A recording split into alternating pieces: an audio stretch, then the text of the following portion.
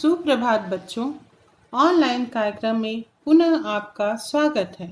आज हम कक्षा 5वीं के हिंदी व्याकरण पाठ 1 भाषा और व्याकरण पढ़ने जा रहे हैं।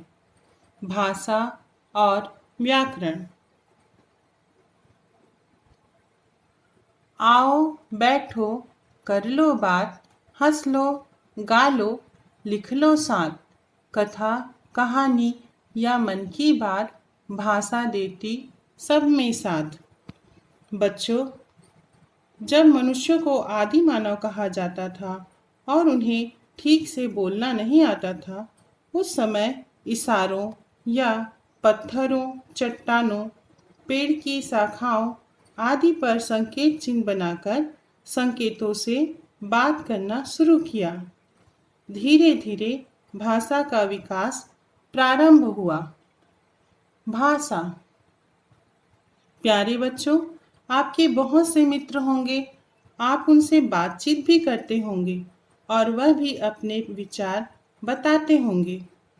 आपके माता पिता, भाई बहन भी आपस में बातचीत करते होंगे। दूरभाष द्वारा या पत्र के द्वारा अपने दूर बैठे रिश्तेदारों, सगे संबंधियों से बातें भी करते होंगे। इस प्रकार हम कह सकते हैं कि अपने विचार एक दूसरे तक पहुंचाने के माध्यम को भाषा कहते हैं। चलिए बच्चों, मेरे साथ पुनः दोहराएं। अपने विचार एक दूसरे तक पहुंचाने के माध्यम को भाषा कहते हैं। बहुत अच्छे। भाषा के रूप। मौखिक भाषा, लिखित भाषा। पहला, मौखिक भाषा।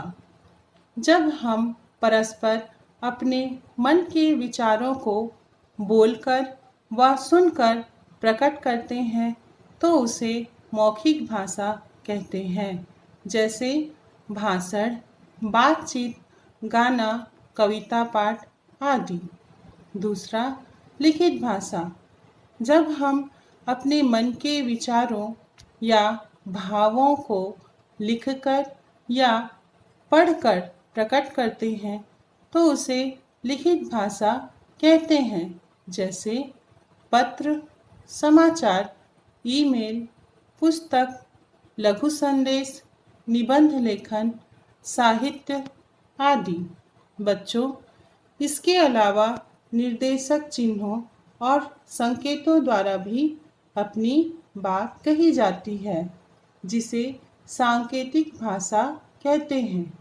सांकेतिक भाषा। जब हम अपने मन के भावों या विचारों को केवल संकेतों या निर्देशक चिन्हों के माध्यम से प्रकट करते हैं तो उसे सांकेतिक भाषा कहते हैं। जैसे यातायात संकेत, मूक अभिनय, ब्रेल लिपि आदि। इसके सीमित प्रयोग को देखते हुए इसे भाषा के रूप में दर्जा नहीं दिया जाता। बोली। जब कोई भाषा किसी सीमित क्षेत्र में बोलचाल में प्रयोग की जाती है तो उसे बोली कहते हैं। जैसे छत्तीसगढ़ में छत्तीसगढ़ी, हरियाणा में हरियाणवी आदि। बच्चों, आप लोग भी कई बोलियों के बारे में जानते होंगे। अपने माता पिता से पूछकर विभिन्न बोलियों की सूची बनाएं। मातृभाषा। बच्चा जो भाषा सबसे पहले अपने परिवार में सीखता है उसे मातृभाषा कहते हैं। जैसे पंजाबी परिवार में पले बढ़े बच्चे की मातृभाषा पंजाबी है। बच्चों, आपकी मातृभाषा क्या है? राजभाषा। राजकीय या सरकारी कामकाज की भाषा को राजभाषा कहा जाता है। हिंदी को राजभाषा का दर्जा 14 सितंबर 1949 को दिया गया। अंतर्राष्ट्रीय भाषा। दुनिया भर में अंग्रेजी को अंतर्राष्ट्रीय भाषा के रूप में मान्यता प्राप्त है, क्योंकि यह विश्व की सर्वाधिक प्रचलित भाषा है। लिपि।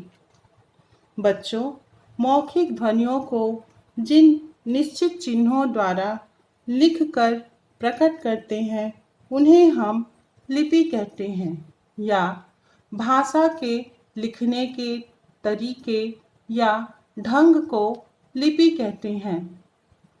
प्रत्येक भाषा की अपनी लिपि होती है। जैसे हिंदी भाषा की लिपि देवनागरी, संस्कृत भाषा की लिपि देवनागरी, पंजाबी की लिपि गुरुमुखी, अंग्रेजी की लिपि रोमन और उर्दू की लिपि फारसी।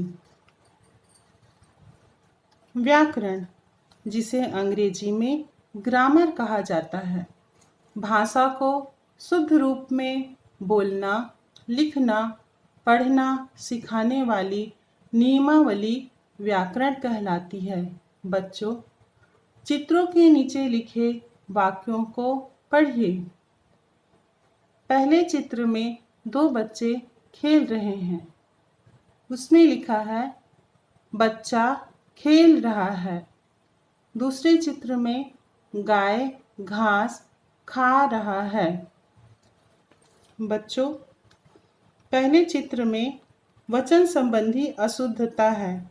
इसे हम शुद्ध लिखेंगे, बच्चे खेल रहे हैं। दूसरे चित्र में गाय घास खा रहा है। इसमें लिंग संबंधी अशुद्धता है। इसे हम गाय घास खा रही है लिखेंगे। अतः हम कह सकते हैं भाषा को शुद्ध रूप में बोलना, लिखना, पढ़ना सिखाने वाली नियमावली व्याकरण कहलाती है। अभ्यास कार्य।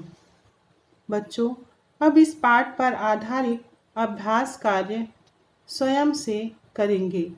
नीचे दिए गए स्थान पर भारतीय राज्यों, देशों के नाम और वहाँ बोली जाने वाली भाषा लिखो। प्रश्न 2, नीचे लिखे हुए भारतीय राज्यों की बोलियों के नाम लिखो। हरियाणा, बिहार, छत्तीसगढ़, राजस्थान। धन्यवाद।